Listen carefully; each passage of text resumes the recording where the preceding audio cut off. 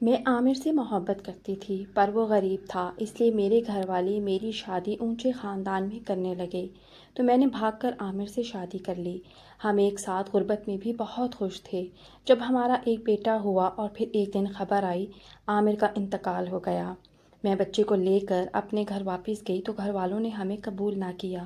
یوں ہی 2 سال گزر گئے اور میں بیٹے کو لے کر گھروں میں ملازمت کرنے لگی۔ آج بنگلے پر دعوت تھی کیونکہ بڑے مالک 2 سال بعد امریکہ سے پاکستان آ رہے تھے۔ جب میں نے مالک کو دیکھا تو جسم لرزنے لگا کیونکہ وہ عامر، اس کو اپنے سامنے دیکھ کر تو میرے قدم زمین میں جیسے جم سے گئے تھے۔ میری آنکھوں کے سامنے اندھیرا چھانے لگا تھا۔ میں سوچ رہی تھی کہ یہ کیسے ممکن تھا کہ عامر تو مر چکا تھا تو پھر وہ شخص بھی مجھے عامر جیسا ہی کیوں لگ رہا تھا۔ میں نے اپنی بے ترتیب ہوتی سانسوں پر قابو پانے کی کوشش کی تھی اور خاموشی سے نظریں جھکا کر باورچی خانے کی طرف بڑھ گئی تھی، مگر میرا دل بری طرح دھڑک رہا تھا اور دماغ بھی الجھ سا گیا تھا۔ جب بڑے مالک اندر داخل ہوئے تو پورے بنگلے میں ہلچل سی مچ گئی تھی۔ سبھی ملازم صفائی میں لگے ہوئے تھے لیکن مجھے اس وقت کام کا ہوش ہی کہاں تھا۔ میں تو بس خود کو چھپانے کی ایک ناکام سی کوشش کر رہی تھی۔ پھر ایک لمحے کے لیے ہمت کر کے اس طرف جھانکا تو میری نظریں اس شخص سے جا ملیں جس سے میں خود کو چھپاتی پھر رہی تھی۔ اس نے بھی مجھے دیکھا تھا تو اس کی آنکھوں میں بھی ایک الجھن ابھری ہوئی تھی۔ میں ایک کشمکش میں تھی کہ آخر یہ کیسے ممکن تھا۔ میرا دل چیخ چیخ کر مجھے کسی اور ہی طرف لے جا رہا تھا، مگر میں اپنے دماغ سے لڑ رہی تھی کہ نہیں، میں نے تو خود اس کی موت کی خبر سنی تھی، مگر وہ شخص بھی تو بالکل ویسا ہی تھا جس کو میں نے کھو دیا تھا۔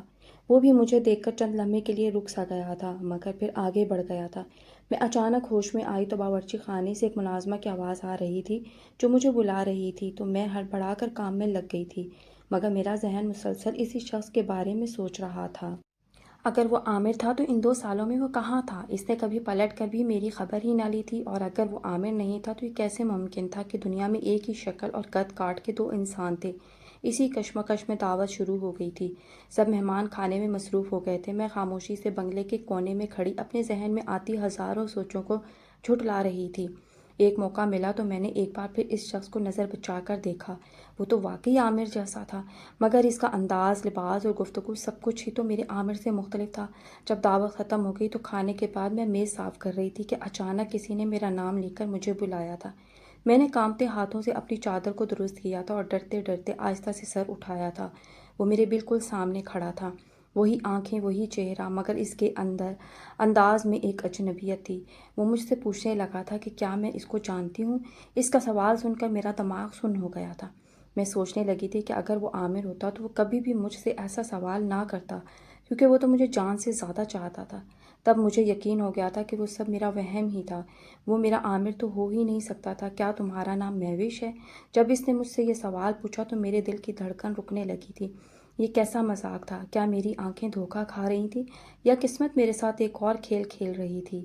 تو کچھ بھی بولنے کے قابل ہی نہ رہی تھی۔ میں نے بہت مشکل سے اس بات میں سر ہلایا تھا اور تب میں نے بھی اس سے پوچھ ہی لیا تھا کہ کیا اس کا نام عامر تھا۔ میری بات سن کر اس نے مجھے بڑی عجیب نظروں سے دیکھا تھا اور مجھے کہنے لگا تھا کہ میرا نام عامر نہیں بلکہ عمیر ہے۔ اس کے لہجے میں اتنی اجنبیت تھی کہ میں ڈر گئی تھی۔ اس نے بھی شاید میری بے بسی محسوس کر لی تھی اور مجھ سے پوچھنے لگا تھا کہ تم مجھے بہت دیر سے دیکھ رہی تھی، اس لیے میں نے تم سے پوچھ لیا کہ کہیں تم مجھے جانتی ہو یا کوئی کام تو نہیں جو مجھے دیکھ رہی تھی۔ میں نے خود پر قابو پایا تھا اور سرنفی میں ہلا دیا تھا اور اس سے معافی مانگ کر میں وہاں سے بھاگ آئی تھی۔ اس رات میں سو نہ سکی تھی، دل میں ہزاروں سوالات جنم لے رہے تھے۔ اگر وہ عامر نہیں تھا تو مجھے بے چین کیوں کر گیا تھا، اور اگر وہ عامر تھا تو مجھے پہچان کیوں نہیں رہا تھا؟ اگلے دن جب میں کام پر گئی تو میں نے مالکوں کے دوسرے ملازم سے عمیر کے بارے میں پوچھا تھا کیونکہ مجھے ابھی تک تسلی نہیں ہوئی تھی۔ پھر مجھے معلوم ہوا تھا کہ وہ واقعی امریکہ میں رہتا تھا اور 2 سال بعد پاکستان آیا تھا، اور اس کا تو دور دور تک کوئی رشتہ دار بھی عامر نام کا نہیں تھا۔ میں نے خود کو ایک بار پھر تسلی دی تھی کہ یہ محض ایک اتفاق ہی تھا، مگر پھر بھی دل نہیں مانتا تھا۔ مجھے سچ جاننا تھا کہ آخر اس شخص کو دیکھ کر مجھے اپنا عامر کیوں یاد آیا تھا۔ کچھ ہی دن گزرے تھے جب اس آدمی نے مجھے بلایا اور مجھے کہنے لگا کہ مجھے تم سے کچھ پوچھنا تھا۔ تم نے اس دن مجھے یہ کیوں کہا تھا کہ میرا نام عامر تو نہیں ہے؟ میں نے اس کو سچ بتانے کا فیصلہ کر لیا تھا کیونکہ قرار تو میرے دل کو بھی نہیں آ رہا تھا، اور بھی میں نے اسے اپنی پوری کہانی کہہ سنائی تھی۔ جب میں خاموش ہو گئی تو وہ کافی دیر تک مجھے دیکھتا رہا۔ میں ڈر گئی تھی کہ کہیں وہ میری کہانی سن کر غصہ تو نہیں ہو گیا تھا کہ کہاں وہ اتنا امیر کبیر آدمی تھا۔ اور کہاں میں ایک معمولی ملازمہ اس کو اپنا محبوب سمجھ کر دھوکہ کھا گئی تھی، مگر اس کی کہانی سن کر میرے پیروں تلے سے زمین ہی نکل گئی تھی۔ میرا نام مہوش ہے اور میں لاہور ڈیفنس کے علاقے میں رہتی تھی۔ میرا تعلق ایک کھاتے پیتے اونچے خاندان سے تھا۔ میرے بابا کا اپنا امپورٹ ایکسپورٹ کا بزنس تھا، جس کی وجہ سے گھر میں دولت کی ریل پیل تھی۔ میری ماما بھی ایک سوشل ورکر تھیں اور ایک NGO چلا رہی تھیں۔ ہم 3 بہنیں تھیں اور میں سب سے بڑی تھی۔ مجھ سے چھوٹی 2 بہنیں جڑواں تھیں۔ بابا چاہتے تھے کہ ان کا ایک بیٹا بھی ہوتا جو ان کا بزنس سنبھالتا، مگر قسمت کی کرنی ایسی تھی کہ جب سے ماما نے جڑواں بہنوں کو پیدا کیا تھا، وہ دوبارہ ماں بننے کی صلاحیت سے محروم ہو گئی تھیں، جس کا ان کو خود بھی بہت دکھ تھا۔ بابا کے پاس روپے پیسے کی کوئی کمی نہ تھی، اس لیے انہوں نے ہر ممکن کوشش کی تھی کہ وہ ماما کا علاج کروا سکتے تاکہ ان کو ایک بیٹا مل سکتا، مگر ان کی بہت ہاتھ پیر مارنے کے باوجود بھی ایسا ممکن نہیں ہو سکا تھا۔ بابا ماما کو ہر اچھے سے اچھے ڈاکٹر کے پاس علاج کے لیے لے کر گئے تھے، مگر ہر طرف ان کو انکار ہی سننے کو ملا تھا۔ انہوں نے اپنی اسی خواہش کو پورا کرنے کے لیے ایک لڑکے کو اڈاپٹ بھی کرنا چاہا تھا، مگر ماما نے اس بات سے صاف انکار کر دیا تھا کہ وہ کسی بھی بچے کو اپنی اولاد سمجھ کر نہیں پال سکیں گی۔ ماما نے کہا تھا کہ یہ بہت ہمت اور حوصلے والا کام تھا کہ کسی کے بچے کو اپنا بچہ سمجھ کر پیار دینا، اور وہ ویسی ہمت نہیں کر سکتی تھی کیونکہ وہ ہم تینوں بہنوں سے بے تحاشا پیار کرتی تھیں، اور ان کو ڈر تھا کہ کہیں ایسا نہ ہو کہ ہماری وجہ سے کسی دن وہ اس اڈاپٹڈ لڑکے کے ساتھ کوئی ناانصافی نہ کر بیٹھیں۔ اس بات پر ماما اور بابا کی کافی بحث بھی ہوئی تھی، مگر جیت ماما کی ہی ہوئی تھی کیونکہ وہ بھی اپنی بات میں بالکل ٹھیک تھیں، اور بابا کو مجبوراً اپنے بیٹے کی خواہش کو دل میں ہی دبانا پڑ گیا تھا۔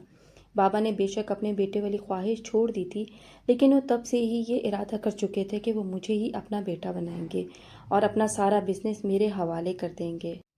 اسی لیے انہوں نے بچپن سے ہی مجھے باقی دونوں بہنوں سے زیادہ پیار اور توجہ دی تھی۔ میری ہر بات کو انہوں نے سب سے پہلے مانا اور پورا کیا تھا۔ بابا نے ہمیشہ مجھے ہی دونوں بہنوں پر زیادہ فوقیت دی تھی کیونکہ میں ہی وہی تھی جس نے کامیاب ہو کر ان کا بزنس سنبھالنے کے ساتھ ساتھ مزید پھیلانا بھی تھا۔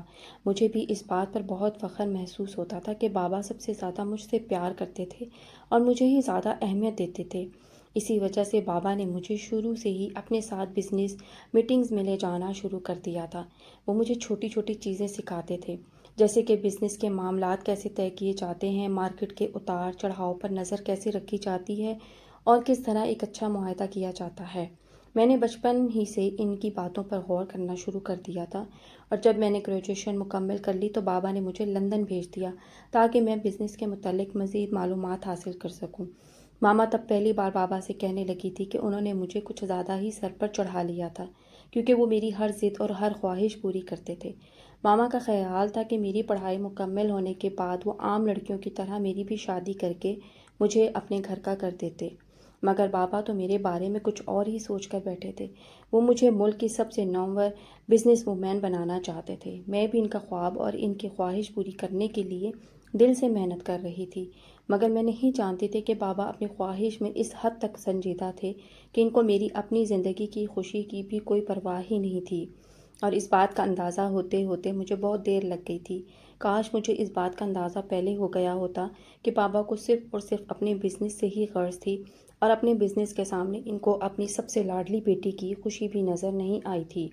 ماما نے بابا کو بہت بار کہا تھا کہ وہ مجھے اپنے ساتھ بزنس میں اس حد تک نہ گھسیٹیں کہ میں بھی زندگی کو بھرپور طریقے سے جینا ہی بھول جاؤں، مگر بابا نے بھی ماما کو صاف صاف کہہ دیا تھا کہ اگر انہوں نے بابا کو ایک بیٹا اڈاپٹ کرنے نہیں دیا تھا تو پھر ایک بیٹی پر تو وہ اپنی مرضی کی زندگی مسلط کر ہی سکتے تھے، اور ماما بابا کی اسی بات پر خاموش ہو گئی تھیں، اور ان کو زندگی میں پہلی بار اپنی محرومی کا احساس ہوا تھا، مگر وہ کچھ نہیں کر سکتی تھی، اس لیے انہوں نے بابا کو ان کے حال پر ہی چھوڑ دیا تھا۔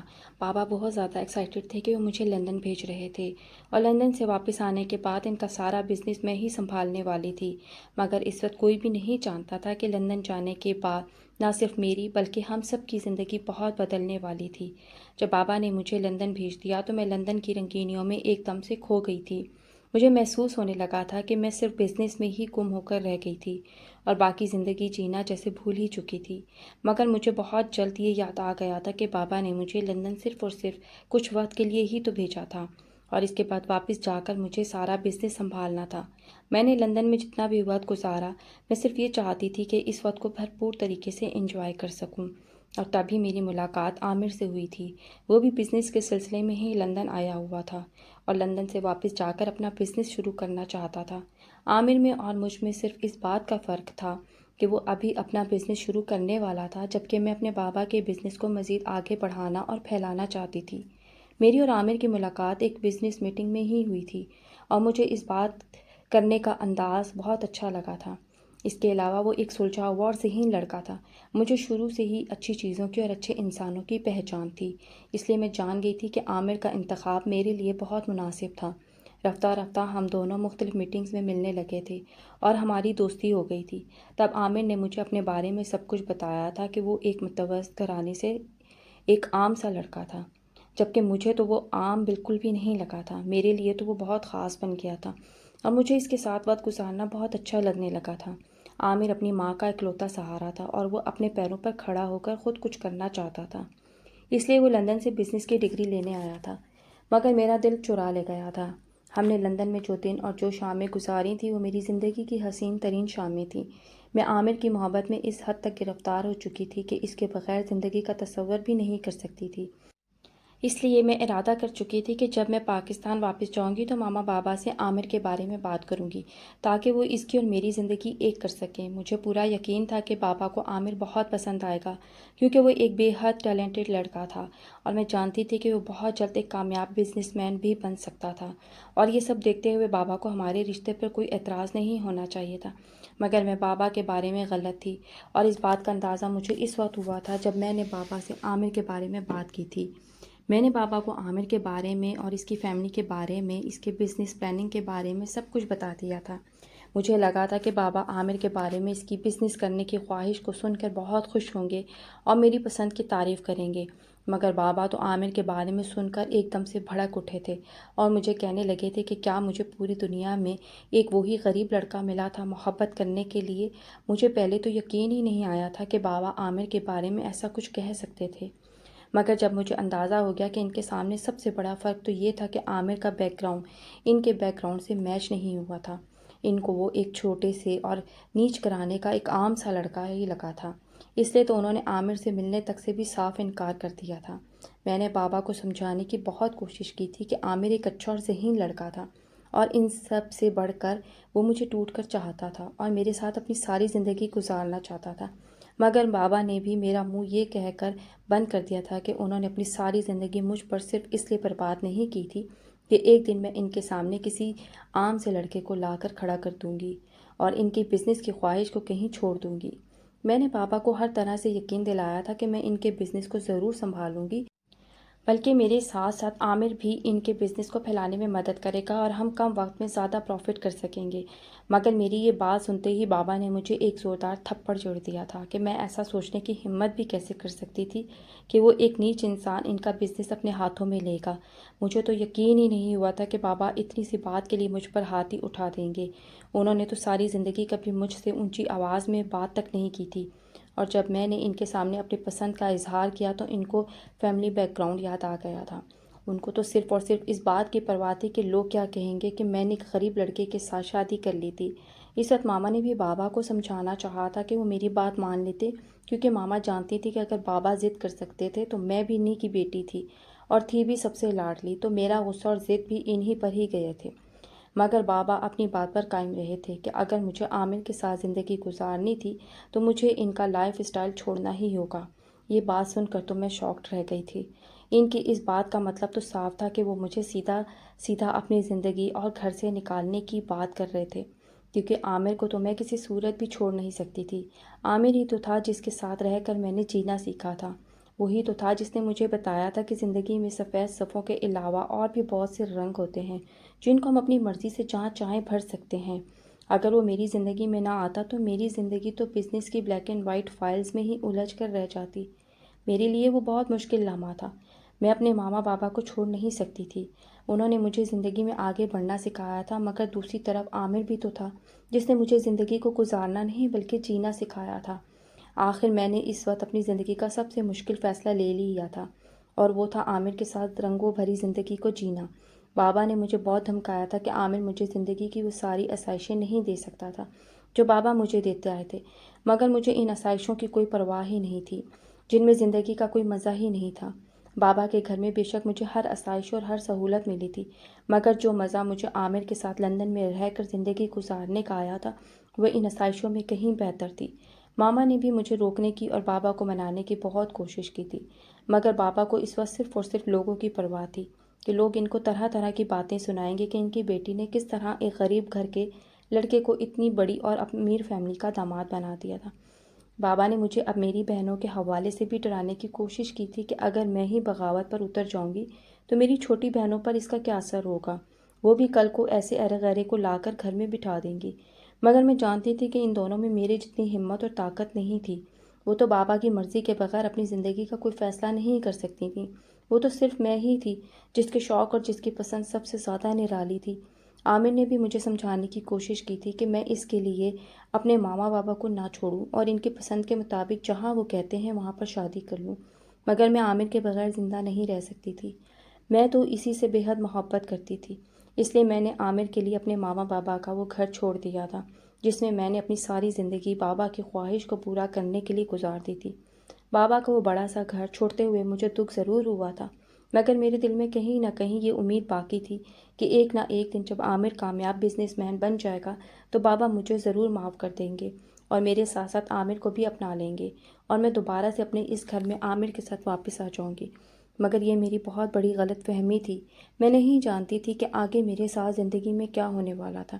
میں نے عامر کے ساتھ نکاح کر لیا تھا اور اس کے چھوٹے سے سادہ سے گھر میں آ گئی تھی جہاں پر اس کی بوڑھی ماں اکیلی رہتی تھی اور عامر ہی ان کا واحد سہارا تھا۔ عامر کی امی ایک بہت زندہ دل عورت تھی، انہوں نے مجھے بہت محبت اور خلوص سے قبول کیا تھا۔ انہوں نے کبھی مجھے محسوس ہی نہیں ہونے دیا تھا کہ میں نے اپنے ماما بابا کی مرضی کے خلاف جا کر اپنی زندگی کا فیصلہ کیا تھا، بلکہ وہ تو مجھے بیٹیوں کی طرح چاہتی تھی اور مجھے اس گھر میں مکمل آرام دینے کی کوشش بھی کرتی تھی۔ عامر کے ابو ایک آرمی آفیسر تھے اور وہ کچھ عرصہ پہلے ہی فوت ہو گئے تھے، اس لیے اب وہ اپنی بوڑھی ماں کے ساتھ ہی رہتا تھا اور خود سے کچھ کرنے کی کوشش میں لگا ہوا تھا۔ مجھے لگا تھا کہ بابا کا گھر چھوڑنے کے بعد میں اور عامر مل کر بہت بڑا بزنس کریں گے، مگر میں یہ بھول گئی تھی کہ اس وقت میرے پاپا ملک کے ایک جانے مانے بزنس مین تھے اور وہ اپنی ضد کے لیے کچھ بھی کر سکتے تھے۔ شروع کے چند دن میرے اور عامر کے بہت اچھے گزرے تھے، ہم دونوں ساری دنیا کو بھول کر ایک دوسرے میں مگن ہو گئے تھے۔ ہمیں لگتا تھا جیسے ہم دونوں مل کر ساری دنیا کو فتح کر لیں گے۔ میں جانتی تھی کہ عامر ایک بہت ذہین لڑکا تھا اور اپنی محنت سے بہت جلد ایک بہت بڑا بزنس کھڑا کر سکتا تھا، اور مجھے لگتا تھا کہ تھوڑے سے انتظار کے بعد میں وہ ساری آسائشوں کو دوبارہ سے حاصل کر سکتی تھی جو کہ مجھے اپنے بابا کے گھر میں ملی ہوئی تھی۔ اس لیے میں نے ہر قدم پر عامر کا ساتھ دیا تھا۔ عامر کو ایک بزنس شروع کرنے کے لیے کسی کے ساتھ بہت اچھی پارٹنرشپ چاہیے تھی اور لندن جانے سے پہلے وہ بہت سے بزنس مینز کے ساتھ اس بارے میں بات کر کے گیا تھا۔ بہت سے لوگ اس کے ساتھ پارٹنرشپ کرنے کے لیے تیار بھی تھے۔ جب عامر نے بزنس کے لیے گھر سے قدم نکالا تو ہر ایک نے اس کو انکار کر دیا تھا۔ ہمیں سمجھ ہی نہیں آئی تھی کہ آخر ایسا کیوں ہوا تھا، کیونکہ پہلے تو سب ہی اس کے ساتھ بزنس کرنا چاہتے تھے، پھر سب نے ایک دم سے انکار کیوں کر دیا تھا۔ اور پھر مجھے اس بات کی سمجھ آ گئی تھی کہ یہ سب کچھ میرے بابا کا ہی کیا ہوا تھا۔ انہوں نے ہر ایک بزنس مین کو سختی سے منع کر دیا تھا کہ کوئی بھی عامر کے ساتھ کاروبار نہیں کرے گا، کیونکہ وہ مجھے یہ دکھانا چاہتے تھے کہ عامر ایک غریب لڑکا تھا اور وہ اپنی زندگی میں کچھ بھی نہیں کر سکتا تھا۔ وہ سب کچھ اس لیے کر رہے تھے تاکہ عامر مجھے وہ ساری سہولتیں نہ دے سکتا جن کی میں آتی تھی، اور جب عامر میری ضروریات پوری نہ کر سکتا تو میں خود ہی عامر کو چھوڑ کر ان کے پاس چلی جاتی اور ان کے سامنے اس بات کا اقرار کر لیتی کہ ان کی بات نہ مان کر میں نے جو فیصلہ کیا تھا وہ میری زندگی کا غلط فیصلہ تھا اور مجھے اپنی غلطی کا احساس تھا جو میں ان کے پاس واپس چلی گئی تھی۔ مجھے بابا کی ہر چال بہت آسانی سے سمجھ میں آ گئی تھی، کیونکہ میں نے خود بھی بہت کوشش کی تھی کہ مجھے ہی کہیں پہ کوئی چھوٹی موٹی نوکری مل جاتی جب سے میں اور عامر مل کر گھر کا گزارا کر سکتے تھے، لیکن کوشش کے باوجود بھی مجھے کوئی نوکری نہیں ملی تھی۔ میں جس بھی جگہ جاتی ہر کوئی مجھے انکار کر دیتا۔ میں حیران تھی کہ مجھے تو سبھی جانتے تھے، میرے بابا سے بھلا کون واقف نہیں تھا، اس کے باوجود بھی کوئی مجھے کام دینے کو تیار ہی نہیں تھا۔ میں نے بڑی بڑی کمپنیوں کو چھوڑ کر چھوٹی چھوٹی کمپنیوں میں نوکری کی تلاش کرنا شروع کی تھی اور عامر کو بھی یہی مشورہ دیا تھا کہ فی الحال وہ بزنس کرنے کا ارادہ بدل دے اور کوئی چھوٹا موٹا کام کر لے جس سے ہم اپنے گھر کا گزارا تو کر سکیں، مگر کوشش کے باوجود ہمیں کوئی کام ملا ہی نہیں تھا۔ مجھے تو رہ کر بابا پر غصہ آ رہا تھا کہ آخر جب انہوں نے مجھے اپنی زندگی سے اور اپنے گھر سے نکال ہی دیا تھا تو میری زندگی میں اتنا دخل کیوں دے رہے تھے۔ جب وہ میرے ساتھ ہر قسم کا تعلق ختم کر ہی چکے تھے تو پھر مجھے اپنی زندگی سکون سے جینے کیوں نہیں دے رہے تھے؟ مگر میں عامر کے ساتھ پھر بھی خوش تھی، کیونکہ اس نے کبھی بھی مجھے اس قسم کا کوئی طعنہ دیا ہی نہیں تھا کہ میرے بابا کی وجہ سے اس کی زندگی مشکل ہو گئی تھی۔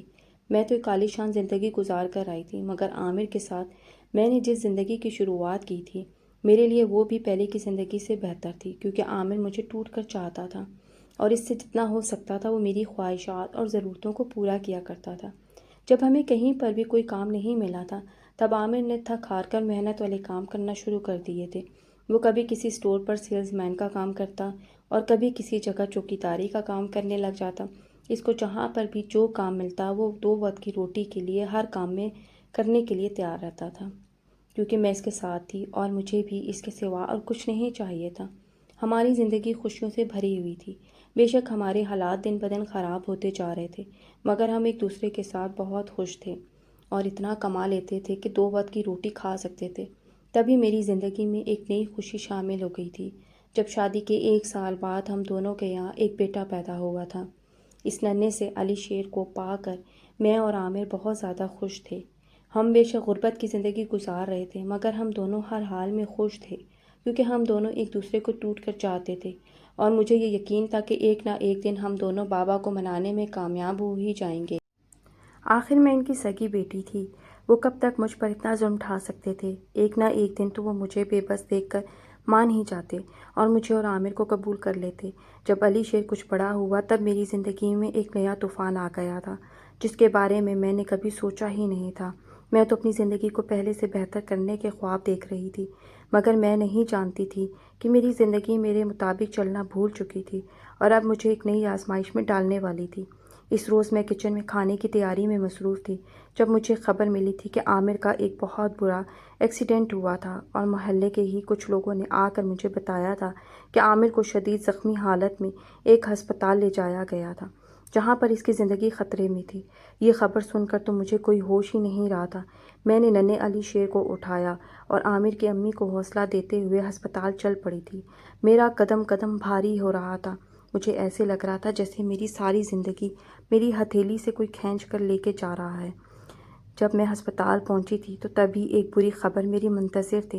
مجھے بتا دیا گیا تھا کہ عامر مجھے ایک چھوٹے بچے کے ساتھ تنہا چھوڑ کر چلا گیا تھا۔ وہ اب زندہ نہیں رہا تھا کیونکہ اس کی چوٹیں بہت شدید تھیں اور اس کا بچنا ناممکن تھا۔ یہ خبر سنتے ہی اس کی امی کو بھی ہارٹ اٹیک ہوا تھا۔ جب مجھ سے ہی عامر کی موت کا صدمہ برداشت نہیں ہو سکا تھا تو وہ تو پھر بھی اس کی ماں تھی جن کا وہ اکلوتا بیٹا تھا اور ان کی ساری زندگی کی کمائی تھا۔ وہ بھلا اتنی بڑی خبر کو کیسے برداشت کر سکتی تھی؟ اس لیے عامر کے ساتھ ساتھ وہ بھی اسی لمحے دنیا سے رخصت ہو گئی تھی۔ میرے تو ہاتھ پاؤں پھول گئے تھے۔ میں نے تو عامر کو دیکھا بھی نہیں تھا اور اس کی امی کو تو دنیا چھوڑ کر جاتا دیکھ کر میرا دل چاہا تھا کہ میں بھی خود کو ختم کر لوں، مگر مجھے ننھے علی شیر کے لیے زندہ رہنا تھا۔ ایک وہی تو تھا جو میرے پاس عامر کی نشانی کے طور پر رہ گیا تھا۔ میں نے بہت ہمت کی تھی اور عامر کے اسی دوست کے ساتھ گھر واپس آ گئی تھی جس نے ہمیں عامر کے ایکسیڈنٹ کی خبر دی تھی، مگر خالی گھر کو دیکھتے ہی میں چکرا کر گر پڑی تھی اور 4 دن بے ہوش رہنے کے بعد جب مجھے ہوش آئی تو عامر اور اس کی امی کی آخری رسومات ادا کر دی گئی تھیں۔ میں خوب چیخ چیخ کر روئی تھی کیونکہ میں ان دونوں کو آخری بار دیکھ بھی نہیں سکی تھی۔ میری ساری دنیا ایک جھٹکے میں جیسے اندھیر ہو گئی تھی اور میں جو اپنے بابا کا گھر چھوڑتے وقت بہت مضبوط تھی ایک دم سے ٹوٹ کر بکھر گئی تھی۔ تب میرے پاس اس کے سوا کوئی اور چارہ نہ تھا کہ میں بابا کے گھر واپس چلی جاتی، کیونکہ میں اکیلی علی شیر کو نہیں سنبھال سکتی تھی۔ کوئی مجھے سنبھالنے والا ہوتا تو میں علی شیر کو سنبھال پاتی، مگر بابا کے گھر پہنچ کر انہوں نے میرے سامنے ایک نئی آزمائش رکھ دی تھی کہ اگر میں عامر کے بچے کو چھوڑ دوں گی تب وہ مجھے اپنا لیں گے۔ میں بھلا ان کی بات کیسے مان سکتی تھی؟ عامر تو میری زندگی تھا اور علی شیر میں میری جان بستی تھی۔ اپنی زندگی سے تو میں ہاتھ دھو بیٹھی ہی تھی، تو اپنی جان کو اپنے ہاتھوں کیسے گنوا سکتی تھی؟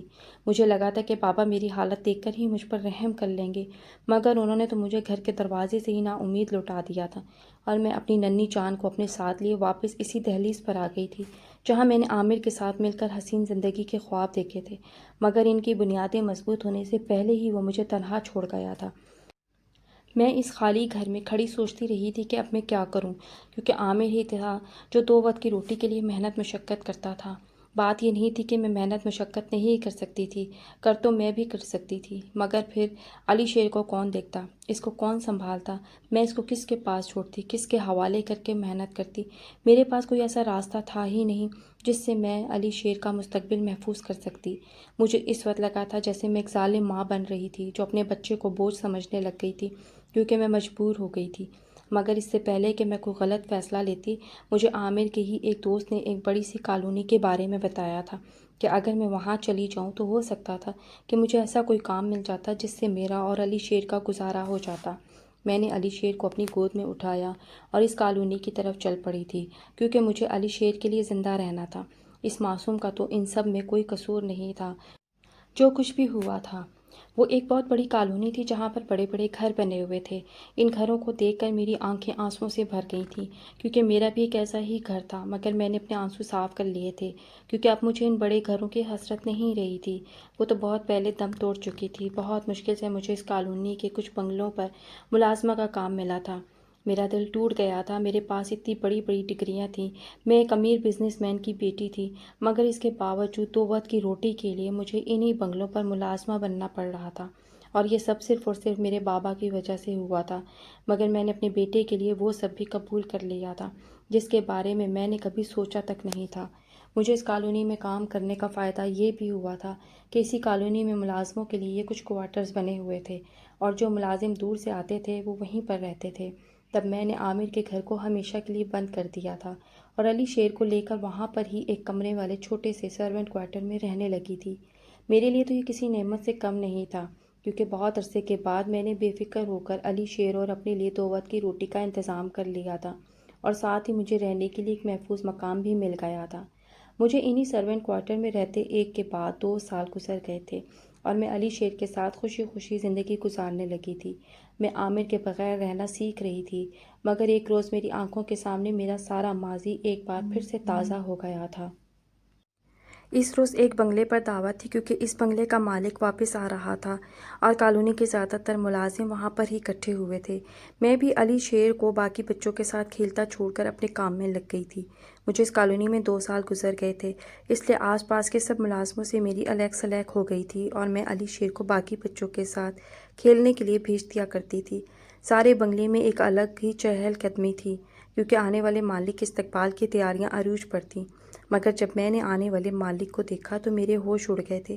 پہلی نظر میں تو مجھے لگا کہ میرے سامنے عامر کھڑا تھا، مگر دوسرے ہی لمحے میں نے اس خیال کو ذہن سے جھٹک دیا تھا کہ عامر کو تو مرے 2 سال گزر گئے تھے، پھر وہ بھلا کیسے ہو سکتا تھا؟ مگر میرا دل میری بات ماننے کو تیار ہی نہیں تھا۔ وہ شخص تو ہو بہو عامر جیسا ہی تھا، بس اس کے ٹھاٹ باٹ کچھ الگ تھے۔ میں سارا دن ڈری سہمی ہی اس شخص کو چھپ چھپ کر دیکھتی رہی تھی، اور شاید اس کو بھی میری بے چینی کے بارے میں علم ہو گیا تھا، تبھی وہ باقی ملازموں سے میرے بارے میں پوچھتا ہوا میرے پاس آ گیا تھا اور مجھ سے پوچھنے لگا تھا کہ کیا میرا نام مہوش تھا۔ اس کا تو لہجہ بھی بالکل عامر جیسا تھا، مگر وہ میرا عامر کیسے ہو سکتا تھا؟ اگر وہ میرا عامر ہوتا تو مجھ سے پوچھتا نہ کہ میرا نام کیا تھا، بلکہ وہ تو مجھے دیکھ کر خوشی سے جھوم اٹھتا، کیونکہ وہ تو مجھے دل و جان سے چاہتا تھا۔ وہ تو مجھے کہنے لگا تھا کہ وہ عامر نہیں بلکہ عمیر تھا۔ تب میں نے اپنے دل میں آنے والے خیالات کو یہ کہہ کر ٹال دیا تھا کہ وہ میرا عامر تھا ہی نہیں، مگر میں ساری رات بے چینی سے بستر پر کروٹیں بدلتی رہی تھی، اور کچھ دن بعد اسی آدمی نے مجھے اپنے پاس بلایا تھا جس کو میں عامر سمجھ رہی تھی۔ اس کو اپنے سامنے دیکھ کر میرا دل پھر سے مچلنے لگا تھا کہ عامر کی موت کی خبر تو میں نے خود سنی تھی، تو پھر بھلا یہ عامر کیسے ہو سکتا تھا؟ مگر تبھی میرے ذہن میں ایک خیال آیا تھا، اور میرے دل میں ایک نئی امید جاگی تھی کہ میں نے عامر کی موت کی صرف خبر ہی سنی تھی، اس کو مردہ حالت میں دیکھا تو نہیں تھا۔ اور تب اس عمیر نامی آدمی نے مجھے اپنی کہانی سنائی تھی، جسے سن کر مجھے یقین ہو گیا تھا کہ میرے دل میں آنے والا خیال بالکل ٹھیک تھا۔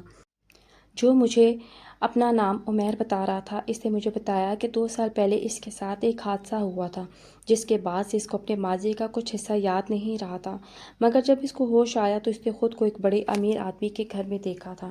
وہ آدمی کافی بوڑھا تھا، اور اس نے ہی اسے بتایا تھا کہ اس کا نام عمیر تھا، اور وہ اس کو اپنے ساتھ امریکہ لے گیا تھا۔ کیونکہ اس آدمی کی کوئی اولاد نہیں تھی تو اس نے عمیر کو ہی اپنا بیٹا بنا لیا تھا، اور عمیر اس کا امریکہ میں بزنس سنبھال رہا تھا، اور جس کالونی میں وہ آیا تھا وہ کالونی بھی اس بوڑھے آدمی کی ہی بنائی ہوئی تھی، جب میں نے عمیر کی کہانی سنی تو میں خوشی سے نہال ہو گئی تھی۔ مجھے یقین ہی نہیں آیا تھا کہ دنیا میں معجزے بھی ہوتے ہیں۔ میرا عامر مجھے واپس مل گیا تھا۔ مجھے لگا تھا جیسے میری کھوئی ہوئی دنیا مجھے واپس مل گئی تھی۔ میں نے عمیر کو اپنی اور اس کی وہ پرانی تصویریں دکھائی تھیں جن میں ہم دونوں ایک ساتھ تھے، اور پھر علی شیر کے بارے میں بھی اسے سب بتایا تھا۔ میری سب باتیں سن کر اس کی آنکھیں آنسوؤں سے بھر گئی تھیں اور وہ میرے سامنے رونے لگا تھا کہ اسے کچھ بھی تو یاد نہیں تھا، مگر میرے پاس موجود تصویریں اور علی شیر کو دیکھ کر اسے یقین ہو گیا تھا کہ میں جھوٹ نہیں بول رہی تھی۔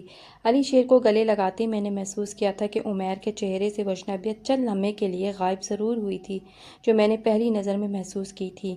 عامر بھی مجھ سے کئی بار کہتا تھا کہ اس کو علی شیر سے ایسی مہک آتی ہے جیسے وہ اس کے ہی وجود کا ایک حصہ ہو، اور میں اس کی یہ بات سن کر دل سے مسکرا اٹھتی ہوں، کیونکہ وہ ٹھیک ہی تو کہتا ہے۔ آج مجھے اور عامر کو ایک ساتھ 2 سال گزر گئے ہیں۔ وہ مان گیا ہے کہ وہی میرا عامر ہے، کیونکہ وہ بھی اس بات کا اقرار کرتا ہے کہ میرے اور علی شیر کے قریب آنے پر اس کا دل بھی ویسے ہی بے قرار ہوتا ہے جیسے کہ میرا ہوا تھا۔ مگر مجھے ایک بات کا افسوس ہے کہ میں اس کے ماضی کی وہ یادیں اس کو واپس نہیں کر سکتی، کیونکہ اگر اس کو سب کچھ یاد آ گیا تو ہو سکتا ہے کہ وہ اپنی ماں کی موت کا ذمہ دار میرے بابا کو ٹھہرا دے، کیونکہ ان کی وجہ سے ہی تو ہماری زندگی اتنی مشکل ہو گئی تھی کہ نوبت یہاں تک آ گئی تھی کہ میں اپنی اور علی شیر کی زندگی بھی ختم کرنے چل پڑی تھی۔ میں تو اس انسان کو دعائیں دیتی نہیں تھکتی جس نے عامر کو اپنا بیٹا سمجھ کر اس کا خیال رکھا اور اپنا سارا بزنس اس کے حوالے کر دیا۔ آج میں سوچتی ہوں کہ اگر حالات سے مجبور ہو کر میں اپنی اور علی شیر کی زندگی ختم کر لیتی تو کیا ہوتا۔ میں کوشش کر رہی ہوں کہ اپنے بابا کو بھول جاؤں، کیونکہ ان کی وجہ سے ہی میں اپنی زندگی کو بہت خطرناک موڑ سے واپس موڑ کر لائی ہوں۔ آج کی کہانی آپ کو اچھی لگی ہو تو ویڈیو کو لائک کریں، شیئر کریں اور چینل کو سبسکرائب کریں۔ شکریہ۔